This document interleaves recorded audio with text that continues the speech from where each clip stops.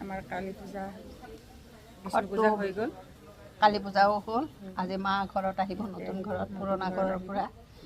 কি যে আনন্দ লাগিছে ভাল লাগিছে